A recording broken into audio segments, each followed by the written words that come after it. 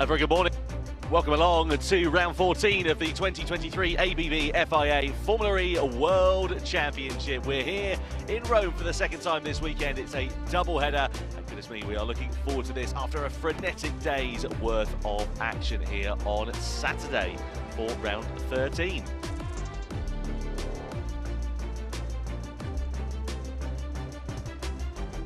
Well, there are a lot of drivers that were getting themselves ready to go for action here this morning, predominantly because there was such a huge accident here yesterday afternoon. My name is Tom Brooks. Alongside me here is Alan McNish here to guide you through the action. Let's talk you through the calendar and where we've been so far in the 2023 season for the ABB FIA Formula E World Championship. So you can see there that we've had 13 rounds here so far this year, including, of course, here yesterday in Italy. One round left here today, and then we head to the finale of the 2023 season, which is in London when we go to the Excel Centre, the title decider. Really looking forward to seeing what's going to happen in the championship battle. Well, Alan McNish, it was a frenetic day's worth of action here yesterday. Massive pile-up that we had under racing conditions out on lap 9. A lot of overnight changes for teams and a lot of frenetic action in the pit lane. Yeah, certainly for the teams last night was a very busy one. Double headers are always quite difficult when you race on Saturday and then have to repeat again on Sunday. But definitely there's a lot of winners and losers, and also for the title as well, because 3 of the 4 main ones, they delivered and were at the front. However, Pascal Wehrlein was somebody that struggled. Well, you can see on the driver's standings exactly what it meant. Jake Dennis led the title coming into this weekend by 1 point. Actually, after round 13, he now trails it, with Nick Cassidy moving to the top of the order by 5 points over the British driver. Mitch Evans with the perfect day here yesterday. Fastest lap, pole position, and the race victory as well. Moves himself to within 20 points of the title lead. Pascal Wehrlein, the big loser here yesterday, dropping down in the points standings to 4th place. A little bit further down, good day for Sergio Setti Camera as he got some points on the board from starting last on the grid, and likewise Nico Miller for at Cupra with a strong top 10 finish. And you see the team standings here as well. Envision Racing now leading in the title battle here. It was Tag Heuer Porsche who were on top coming into this weekend. Now the swing goes in the way of Envision Racing, 10 points to the good of the German manufacturer. And Jaguar, of course, with maximum points haul courtesy of Mitch Evans here yesterday as well. Well, let's have a look then, shall we, at this Rome circuit. Alan, it's a driver favourite here, and it caused a fair bit of drama here yesterday afternoon. Well, I'm sure there's some of the drivers weren't so much putting it as their favourite yesterday, but it is quite a challenging technical circuit. It's basically got, as we see here from the start-finish line, you drop downhill very steeply into turn 3, then underneath the bridge at the start line, and then a tight left-hander before you go up an extremely fast section. 5 and 6, very, very bumpy. That's where all the incidents were yesterday. Hard braking into turn 7, and then the technical 90 right, 90 left, 90 right, chicane, and leading into the obelisk, where the attack mode is on the outside of the circuit. A lot of overtaking there. Then 16, 17, and the final corner before you start the next lap. Longest lap of the season. Yeah, really looking forward to seeing what the drivers are going to be like here today. It's going to be even hotter in terms of conditions once the weather warms up. It's actually only, as you can see, just a cool 27 degrees Celsius here this morning, and it's 10 past 8 local time, just to give you a bit of reference for that. Track temperature down to 13 degrees. That's half of what we saw the track temperature ahead of racing here yesterday afternoon. So we're expecting temperatures to really rise.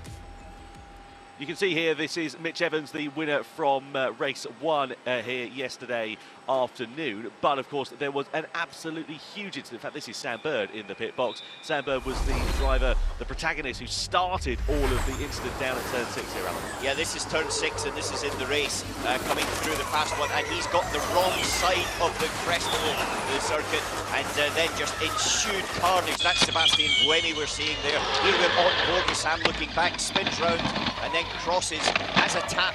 It was amazing there. Nick Cassidy went past without any incident, but it's now you get the impact from Edo Mortara, who comes steaming in, absolutely full locked up, and very, very fortunate that all drivers got out of this melee without any injury whatsoever, and everybody's on the grid for today. Yeah, you did a huge clatter there from Sebastian Buemi. Two big impacts there. First of all into Sandberg, secondary into the wall here as well. This is an eye view of Pascal Wehrlein, isn't it? Yeah, and then look at Antonio Felix da Costa here as well. Look, he goes underneath Sebastian Buemi's car. So fortunate for the safety of these machines, and also cruise through the halo.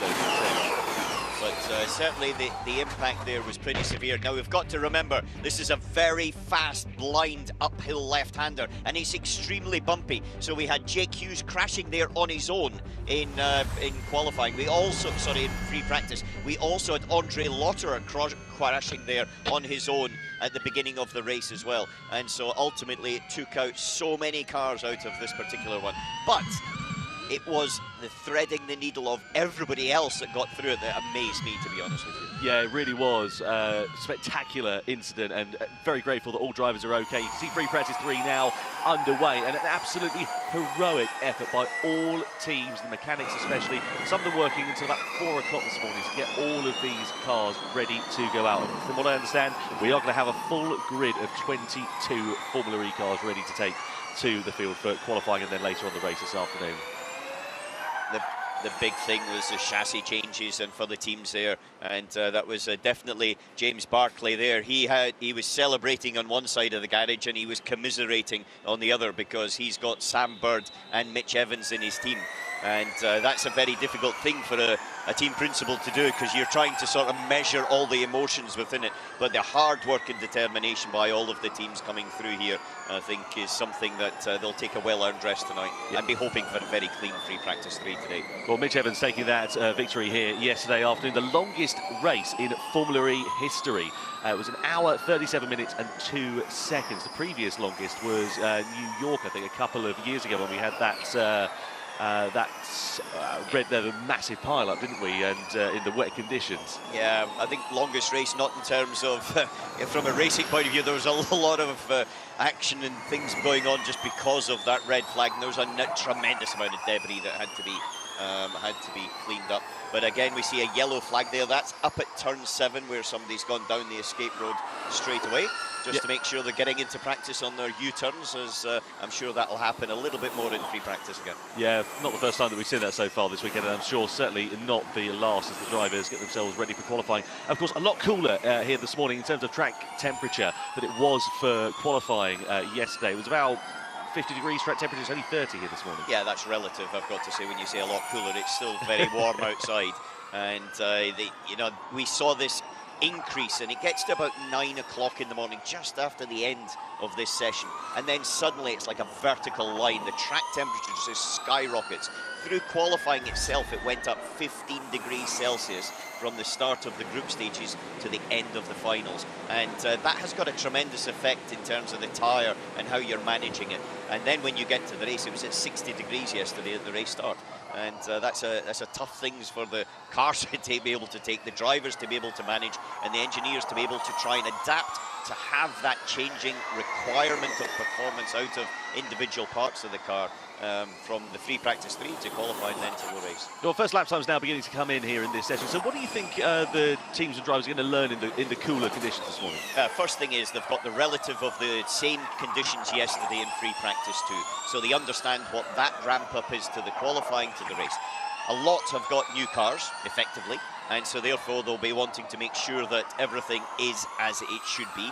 They will be adapting to the slightly different conditions today, and they'll also be preparing their sort of tyre strategy as well going forward. The people who were already very quick in 300 kilowatt, which is the race power, will be maybe considering how they maybe could optimise if they got through past the group stages into the actual 350 full power attack mode later on for the duels. And if you weren't able to get out of the group stages, then you'll be working like heck on that 300 kilowatt to try to do it, because we saw Pascal Wehrlein, for example, kind of there, but not quite, and that put him into the compromising area in the middle of the grid, which ultimately was part of the reason that he had such a difficult race yesterday. Yeah, something of a costly day for Pascal Wehrlein. Championship gap for him was 16 points coming into round 13. After round 13, it doubled up to 31, so not a good day at the office there for the German driver, and he'll be hoping for a much more consistent second day's worth of action ahead of round 14. This is Jake Dennis, really frustrated after the race. Felt that the team had the potential for a podium, but they got the strategy wrong. He ended up finishing on the road in 4th place at the checkered flag. Just having a look here, this is Max Günther. He's going into the barrier slightly, actually, up at turn 7. Yeah, he was lucky there. He kind of went in. It's very bumpy. You see a patch of tarmac just below the yellow flashing light, and he's gone in there, and quite concerned looks there from James Rossiter.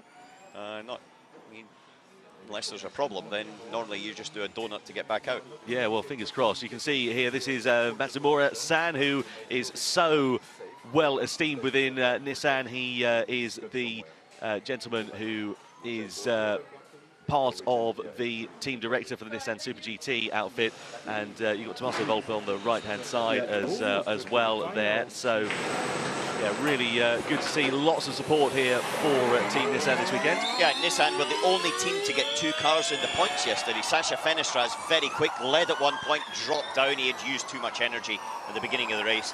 He dropped down ultimately to the bottom of the top 10. However, the only team to get 2 cars in the points, and they're looking much more competitive, especially in qualifying. However, I'm sure, knowing them, they'll get it sorted out for the race as well. Running on board here with Mitch Evans, race 1 winner here from yesterday, just dealing with a little bit of traffic in the form of a Mahindra. Not the first time he's been stuck behind a Mahindra this weekend. We had free practice 1 here on Friday. He was very frustrated with Roberto Merri, and stuck behind another one here in FP3. Yeah, well, he was a little bit more calm than he was in free practice 1 with that particular one. But that's tricky, because in that section of circuit, it's very narrow and trying to get out the way, but you've got to really get out the way. You can't sort of half do it in the way that Mahindra kind of did there, to be honest.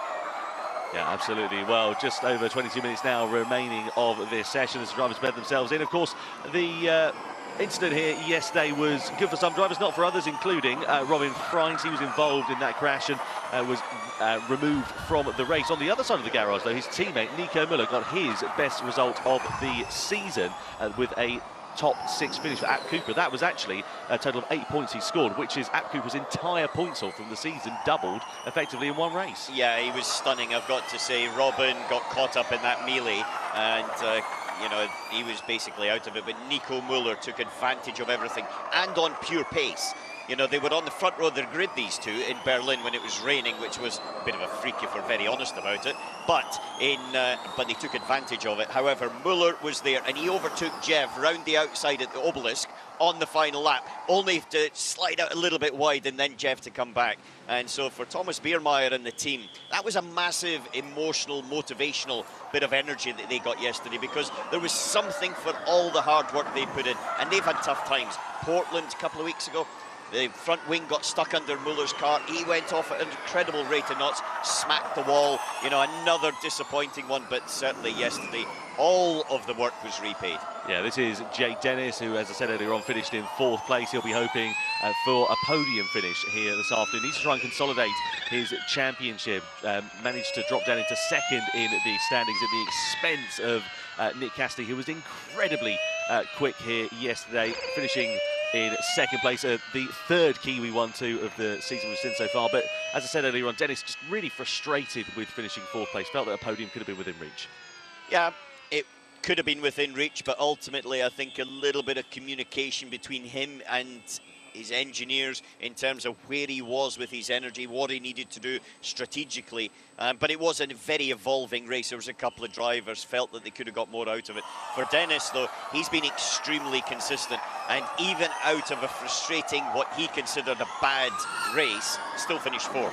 And that still meant that he's right in the centre of the title fight. Sebastian Buemi, he got his first DNF of the season here yesterday as well. Incredibly unlucky to be involved in that incident. We saw him having an absolutely huge impact. First of all with Sam Bird's car, then a secondary impact with the wall. Then he had Antonio Felix da Costa going straight underneath his car as well. So really heavy there for Sebastian Buemi. He was very frustrated after the incident here yesterday, and you can see him here just going his way through traffic in the final sector of the lap. The thing is, though, of course, it was really interesting to note that actually the top 4 drivers in the standings, and that being Evans, Cassidy, Dennis and the remainder of the drivers who were involved in that. But interestingly, all of their teammates were eliminated from the race. You can see here inside the Envision team. Let's have a look at the team radio. FPK derate critical. FPK derate critical. So I'm backing off. Sam Bird there talking about the front powertrain on recuperation derating, basically getting too hot, and so then it's not being as efficient. That's something that we need to just keep an eye on, especially for the race. So Sam Bird's on a race run there, and that's the problem that he's got here. We see him coming up to turn 7, and that's where you're doing a lot of recuperation of energy of the front axle. I can't get rid of this banner, mate. The banner won't go away. So normally what happens is an alarm will pop up on the steering wheel, and it's there from, say, 4 seconds, so the driver can be aware of what it is. You see there's various different things on the steering wheel, but there's like a banner pops up, and you hit a reset or acknowledge button, and then it just deletes it. It says, yeah, I understand it, I need to see the other data, and then you can do whatever you need to do. But Sam's struggling a little bit with that. Yeah, that car, of course, has been completely rebuilt overnight, so if you're going to have technical gremlins, free practice is the time that you want to have them, isn't it? Yeah, but you shouldn't have a software technical gremlin like that. The front powertrain, that's probably a different powertrain. Yeah, you can see different thresholds, but in terms of banners on steering wheels, that's purely that's an input issue somewhere. Yeah, he's going to have to come back into the pit box at the end of this lap. The team are going to have to look over and see if they can figure out what is going on with his car. And for him, especially as he drops into the pit lane, it's important he has a clean session. He had a very good performance yesterday, got through into the front row of the grid, but then ultimately that crash took him out of the game, and I think it's very important for him that he has a clean session. And here's definitely some work to Sasha Finistras, someone who was extremely quick yesterday, didn't quite get the result that they wanted, but there's, well, a lot of work going on there. Yeah, it was up down to his energy and the fact that he used up quite a lot in the early stages. You can see there a lot of discussion going on with the powertrain at the back of the car. Yeah, the back of the car looks to be disconnected there, so they've got certainly something going on. Sasha's nowhere near thinking about going out. 16 minutes to go. I think it's a chance that we won't actually see him running at all. Finistras, he's done no laps, just for information. Yeah, this is Roberto Meri inside the Mahindra pit box. Let's see if we piece together exactly what's happened here for him. Oh, he's had a clatter into the wall at 13, hasn't he? Turned in, locked the rear. Yeah, just as it's settling over the bump, the rear sort of squatted down, then released and came up, and then he went into the barrier. Yeah, absolutely. Rene Rast looking like he's on a bit of a flyer here at the moment for the Neon McLaren team. They were very unfortunate yesterday. Jake Hughes, huge crash for him in qualifying, did not start the race in the afternoon. Rene Rast was looking really strong in the opening stages of the race, then had a technical problem, had to retire. So a double non-point score for McLaren as Rene Rast then goes to the top of the pile, 0.8 of a second quicker than Mitch Evans, with 15 minutes now to go here in this session. Yeah, it's quite a reasonable time from Rene Rast. They were quick yesterday, but not, I think, race pace they struggle. I think they don't have the energy efficiency that some of the others do at this moment in time. But this is, to be honest, for me, Pascal Wehrlein, he needs to have a good day today. He needs to have a really good run of points. He needs to be ahead of his main title contenders. And if he's not, then he's going to finish further down in terms of the split in points at the end of the day. And I think then it will be a hard event to go into London. And that's not just for Pascal. That is also for the team in the Teams Championship as well, because they were leading and dropped into second now. Yeah, further problems here for Roberto Meri by the looks of things. The Mahindra back out on track, but he stopped. That's in the final sector, just after the obelisk by the looks of things. So that's just after turn 16, from what I can gather. In fact, that's Lucas Di Grassi, I apologise. Yep. That's the other of the Mahindra. So Mahindra's in a lot of strife here this morning with under 15 minutes now remaining. Free practice 3. They've not had an easy weekend with software problems here on Friday. You can tell they're running no Mahindra power cars, that's including the factory cars, and also the two Abt Cupras were able to get out with setting any meaningful lap times on Friday here. Put them on the back foot for the remainder of the weekend. Then, of course, we had the incident yesterday which brought Di Grassi's 15-race finishing streak to an end, because he was involved in that. And well, as such, it's yeah, a bit of a challenging time for that Mahindra outfit. I think that's an understatement. I would underline and put bold into that, because this is a team that we know from the past. I know from my time in Formula E, as we see still the car sitting at the side of the road there, how strong they were season 4, season 5. They led the championship halfway through season 5. Okay, team managers, we've also got the same car stalled at the exit of 15, in between 15 and 16. Drivers right offline. Race director there just confirming that Mahindra there is on the driver's right, exit of 15-16 right at the end. So it's frustratingly close to the pit entry, but if you can't get there, you can't get there. Yep, looks like that car is going to be stricken for a few more moments, unless you can do a bit of a Control-Alt-Delete reset and get that car back running. Yeah, but if they can't, they're going to have to do something with the session and to try to recover the car. It's not that it's in a dangerous position, because it's stopped. It's not Van Dorn, by the way. That's the lap time we're looking at of Van Dorn running in the background. But now Lucas de Grassi has done that twice now, where it's been Control-Alt-Delete and got going. Hopefully he gets into the pits. Meanwhile, this on the other side of the coin is Stoffel Van Dorn outside of the points yesterday. Very close there, coming through into the final sector. De Grassi just getting himself out of harm's way and back into the pit lane. Up the road there was Roberto Meri, his teammate. Yeah, I wouldn't be surprised if there was a question asked about that particular bit of traffic management there. But certainly they're on their way now.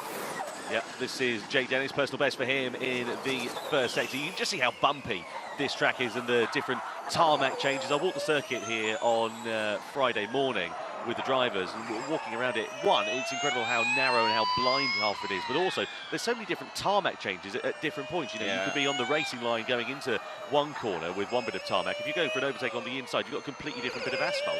30% of the circuit was resurfaced about a month, 6 weeks ago, and that it makes it, yeah, in theory, it's the smoother parts have been resurfaced, but if it's patches, then that creates bumps. There's manholes, there's cambers on the road as well. There's just different, it's natural environment of a city street. And that's the reality of what it is. There's all those little white lines. There's so many different variables, and you've got to manage that. You've got to manage it as a driver. You've got to manage it as an engineer, setting your car up to be compliant. But it's still got to be reactive in these sections. It's got to turn. You've got to be able to get the power down when the rear of the car is dancing up and down. And some are managing it better than others. I have to say the Jaguar looked stunning yesterday, especially in that last sector. The Avalanche Andretti car looked as if it was nearly there, but just not quite in the width of the whole circuit as good as the Jaguar. But then again, they've got to maximise what they can, and Dennis, I think, pretty much got the most out of it in qualifying, and I would say when it came to the race itself, managed to get himself into a strong position. So we're coming down towards the end of free practice 3 here, Alan. Drivers beginning to start putting personal best times in. We're seeing a few purple sectors coming in. What's that all about? What are they using the end of this session for? Well, you're using the end of the session, I said earlier on, I think there's two schools of thought here. One is because it's clearly preparation for two things. One, qualifying, and also the race. So they'll be doing race runs. They'll be doing energy management runs to see where they are. Some of them, if they've had chassis changes and things, and there was 4 chassis changed overnight, they'll be also doing a few checks there to make sure it's adaptable. That's very turn 4 that's gone off. So Mahindra's morning just gets worse and worse as the moments pass through, with Jean-Eric Vergne sliding his way out of the final corner and across the line to go up into 4th. But I think some of them will be, that maybe struggled to get out of the group stages, they'll be focusing very, very much on that. And others will maybe go for a full power run to see what they can do there. Here we'll have a replay of Meri coming down into 4. Yeah, this is actually, of course, the first corner when the race gets underway. The start line, the finish line staggered, locking the inside front very heavily into there. Has to try and spin the car round, and and doesn't get it done. Yeah, goes full Ranganathan. I remember that in Formula 2 a few years ago. It was like watching a scene from Austin Powers trying to get that truck thing reversed, but yes, not good for Meri there. Tom, they're struggling badly to get that car stopped. It looks like software and hardware are not working in harmony there, and it has been a consistent issue for them. Do you remember de Grassi yesterday in qualifying? We saw him having the mother and father of all lockups going into one of the corners. So, like you say, clearly something fundamentally not working on that Mahindra car just to get it slowed down. Well, I think it's a multitude of things there, and Fred Bertrand there, we saw the team principal, and he's got a job in his hands, very honestly, and it's not something that you can put an elastoplast over, and it's not something you can do overnight. Maxi Gunter's gone to the top of the pile. This is his teammate Edo Mortara, who, of course, has had his car rebuilt overnight, and personal best times for him. A bit of an exploratory session to make sure that all systems are working okay, and I'm sure they'll be dialing in a similar setup to what Maxi Gunter was running, because, of course, he managed to get himself onto the podium here yesterday for the first time in Maserati's history. Yeah, he was very quick and he was very aggressive. Maxi Gunter pushed himself through, basically, onto a podium, and a strong podium there. But for Mortara, it's been a very difficult season. You know, he seems to have been involved in so many different things, coming off a title fighting campaign last year into something that's been a bit of a struggle. Yeah, absolutely. Just having a look, and he's had 5 DNFs so far this year, including yesterday, but only has a points haul of, what's that, 17 points in the standings so far. And as you say, coming up fresh off the back of a title campaign in 2022, as the team was known back then being the Rocket Venturi outfit. Incredibly contrasting fortunes for the Swiss-Italian driver, and it's his home round. He regards this as his home round because he is half Italian here. Meanwhile, you can see just outside the back of the garage a few battle scars from yesterday, including this rim, which I'm sure you can stick that up on an internet auction site and somebody would make it into a coffee table, but that's probably about all it's good for now. Well, I've got to be honest, I wouldn't put my coffee on it because it'll be falling off the side. Half the rim wasn't there. But you know, there's a lot of damage from yesterday, I have to say. And the teams did work very, very hard overnight. All the teams, even the ones that kind of got away relatively unscarred, still had a few scars, and they did some sticky plasters on the side of their cars, I think. Full blue Peter, because they knew that Radzi was here, perhaps. You can see here Nico Müller on a personal best lap time going through the final sector. He improves up to 7th quickest, 6.5 tenths of a second shy from the top time that's set by Max Gunter in the Maserati. Meanwhile, here is Lucas de Grassi's side of the garage. Yeah, as we see some tyres being changed, and this is preparation to see what the sets they want for the qualifying. John-Eric Verne actually had a puncture from the race yesterday as Sasser Fenestraz's back of the car's going on. He's on the right-hand side laughing, but still not getting in with 6 minutes to go. I think that's more prep for quali than anything else. Maybe gets out to do an install lap or something. However, Evans has now gone purple in the first 2 sectors and actually starting to throw down a gauntlet. That's the time on the right-hand side as we see Andre Lotterer getting himself up into 3rd place. Yeah, nicely done from the German driver. Let's see what Evans is going to be able to do. 12th quickest currently as it stands. As he comes around the final corner, it's going to be easily to the top of the order by nearly 7 tenths over Max Gunter. Really impressive time there from the race 1 winner here yesterday as he lays down the gauntlet. Oh, unlocking the rears there for Rene Rast. And that's coming down into turn number 4. No, he's turn 11, turn 12 and 13, isn't it? Not the first time we've seen a driver locking the rears coming into that. No, we saw Murray there tapping the barrier as just coming to Evans' time, 37.724. He said it was 6 tenths of a second quicker. That's roughly the same time within a tenth of a second what he did yesterday, and he was also 6 tenths of a second quicker than anybody else in free practice yesterday morning. Well, on the other side of the Mahindra garage, we know that Roberto Meri has had a few problems. His teammate, Lucas de Grassi, sitting in pit lane. As the team just trying to dissect exactly what is going on with that Mahindra Gen 3 machine. Pascal Verline, meanwhile, trying to improve his position in the standings with just over 5 minutes remaining of the session under the tunnel, which is where the starting grid is. As I mentioned earlier on, it's a staggered start and finish line, so finish line in a different place to where the drivers will line up on the starting grid. And turn 4, which Verline just went through, effectively becomes turn 1 for the opening lap of the race. Verline currently down 10th, as you said there. He's done his quickest first sector. Even when he's gone in the straight, look at the work that he's having to do in the steering wheel as the car's dancing around there. The rear wheels take off as they're accelerating up towards turn 7 over the jump.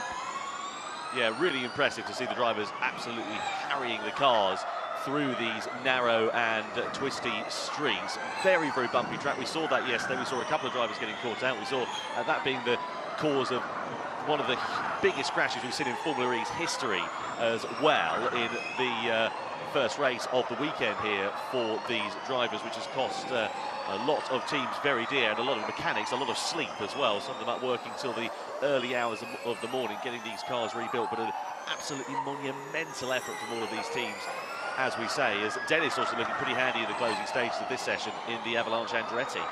Yeah, Dennis giving it one. Verline we're watching, so you see the times there between them. So Dennis has gone quickest in the second sector as well as Verline comes to finish his lap. He needs a good one now, and he pops himself up to second. It's still 6/10 off, but at least that will give him a little bit of a feel. But now we can see what the benchmark's going to be as Dennis comes outside of the obelisk.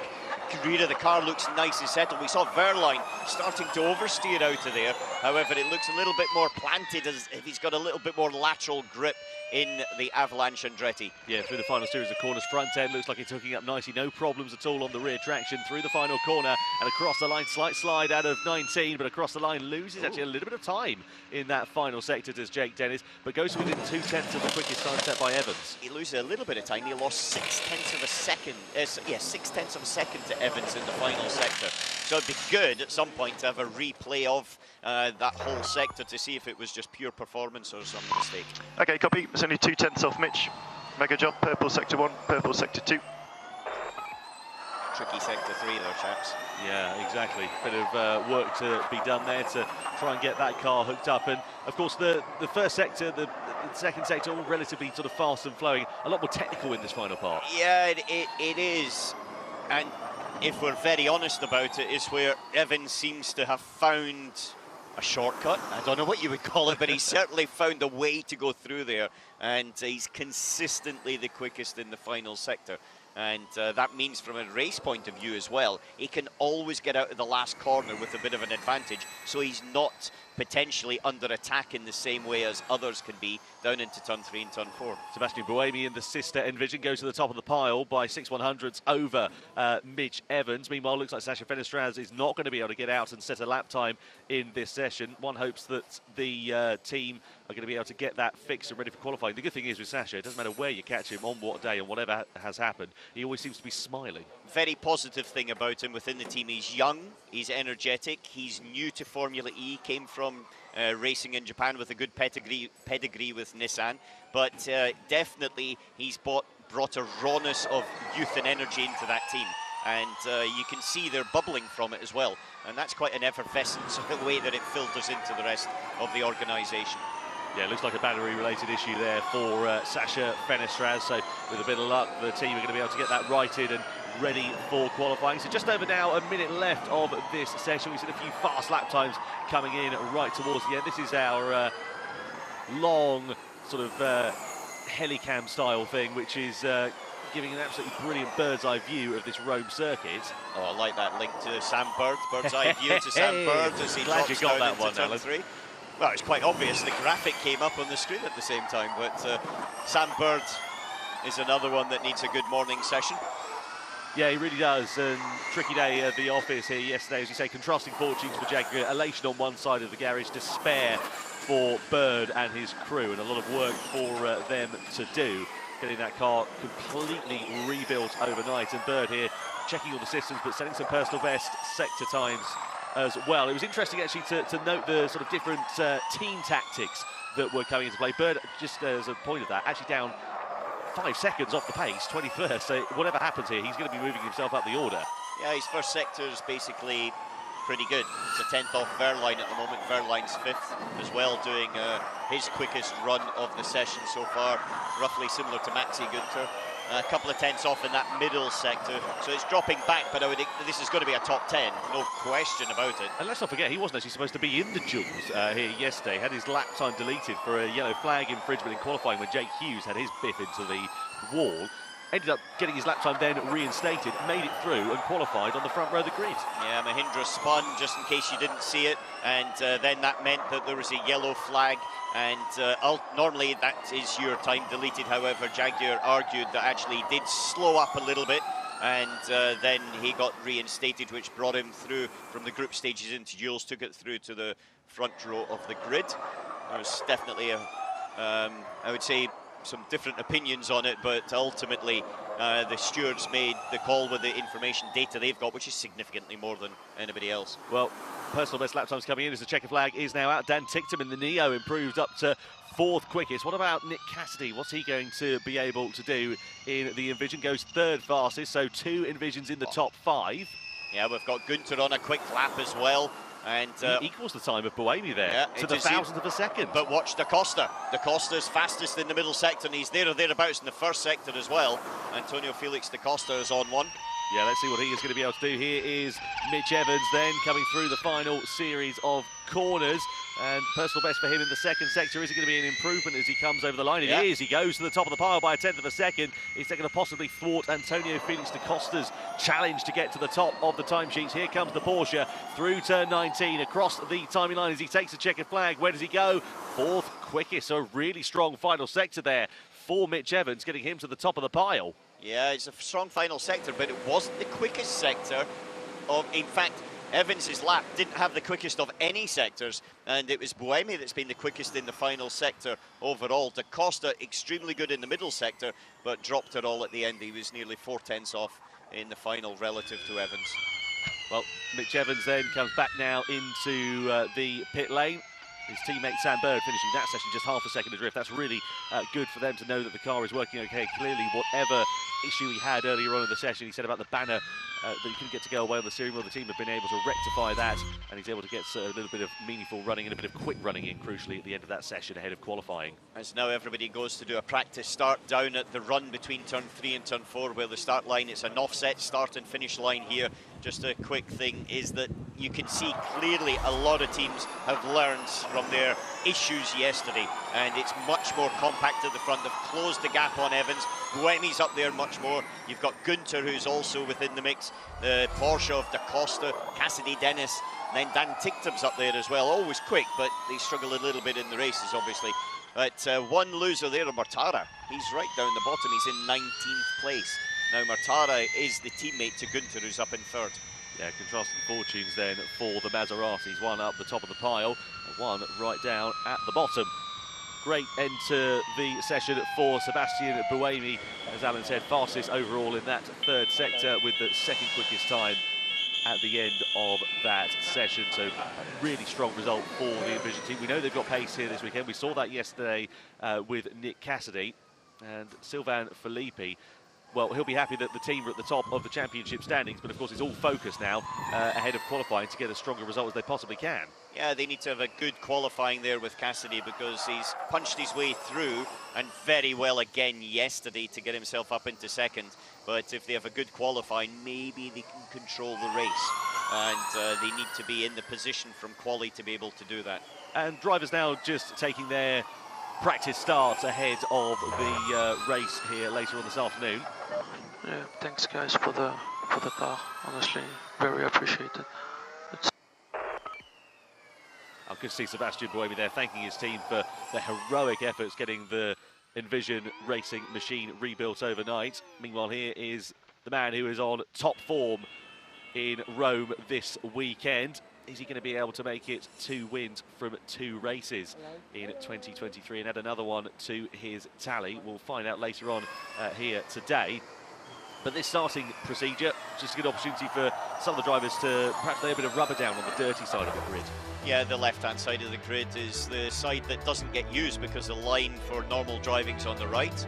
So it's Mitch Evans then that ends at the top of the standings ahead of Sebastian Buemi and Maximilian Gunter. 3 different manufacturers inside the top 3. Make that 4 different manufacturers inside the top 4, with Antonio Felix Da Costa for Takoya Porsche getting himself right up the sharp end of the order ahead of Nick Cassidy, Jake Dennis, Dan Ticktum, Pascal Wehrlein and Sam Bird. Further down the order, challenging sessions for a few drivers, including the two Mahindras. We saw them in a lot of bother over the course of that session. Edo Mortara down in 19th place, and Sasha Fenestraz not getting a time on the board. A battery-related issue for the Nissan, unfortunately, meaning that he was not able to get any running in that session. Just a reminder of the championship standings, though. At the end of free practice 3, you can see Nick Cassidy has a 5-point swing over Jake Dennis in the Avalanche Andretti. Then it is Mitch Evans and Pascal Wehrlein. The top 4 still very much within the title fight, with 3 races remaining this season. good battle going on as well for Maxi Günther and Antonio Felix da Costa, tied on 93 points apiece there as well. As we have a look at some highlights from this session, this is Max Günther in the Maserati. I was chatting down to one of my friends who is in the Formula E paddock a little bit earlier on in the weekend, and I said to her, what are your expectations for the weekend? She said, you know what, I reckon that Max Günther's going to go for a podium, and he was starting 8th on the grid and managed to do it. I think you should ask your friend what the predictions for today are then. And the lottery numbers for next week as well at that basis. Well, the drivers then back into the pit box. So what do you think we learned with that free practice session here, Alan? But everybody learned a little bit overnight that the teams have done a superb job to get all the cars prepared after yesterday's crash fest up at turn 6. That the championship is going to either have 4 contenders going into London after day. If Pascal Wehrlein has a strong one, if he doesn't, then it's probably going to be 3. But the reality is we're going to have a much tighter fight today than we did yesterday, I think, especially in qualifying. Yep, so back into the garage there for Pascal Wehrlein. Here then is Mitch Evans in the Jaguar TCS racing machine. Bit of a debrief now to come from the end of this session. Then it's all eyes focusing on qualifying, which will take place later on this morning here. Antonio Felix da Costa with a really good strong lap at the end of that session. He was incredibly fortunate, and I was looking at his Instagram story. He was praising the halos, actually took a photo of the car and showed just how close it came to potential disaster effectively. Yeah, it certainly was. Sasha Fenestra's difficult session didn't get out at all very quick yesterday, but I'm sure they're going to be there and thereabouts. Group stages, I'm quite confident that we'll see him popping himself into the mix. Well, third and final free practice session ahead of qualifying for round 14 this afternoon. Saw a few drivers pushing the envelope. We saw Edo Mortara a few moments ago. That is Roberto Merri going into the wall at turn 12.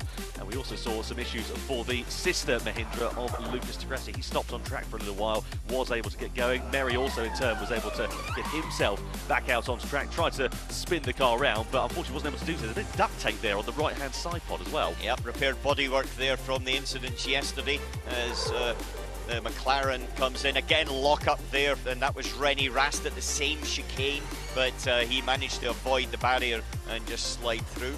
A lot of them struggling with the bumps around here, finding it difficult to get a consistency, but someone that's clearly got a lot of consistency is Mitch Evans. Quickest again. Yeah, what an absolutely superlative lap time from Mitch Evans right at the very end of that session. You can just see how incredibly close it is with the walls either side of you. Some really strong times coming in at the end of that one as well. Jake Dennis ended up that session in 5th fastest. Good lap time for Sebastian Buemi, the team getting that car completely rebuilt overnight. He finishes second quickest at the end of that one, but there is no stopping this man here, Mitch Evans. James Barkley, his team principal, watches on, and well, the rest of the grid are going to be sat there wondering what on earth do we have to do to stop the Kiwi here this weekend. It's going to be an absolutely amazing title fight as it comes down into its conclusion of the 2023 season. Round 14 of the 2023 ABB FIA Formula E Championship continues here later on this morning as we look forward to getting qualifying underway here, kicking off at 20 to 11 local time in Rome.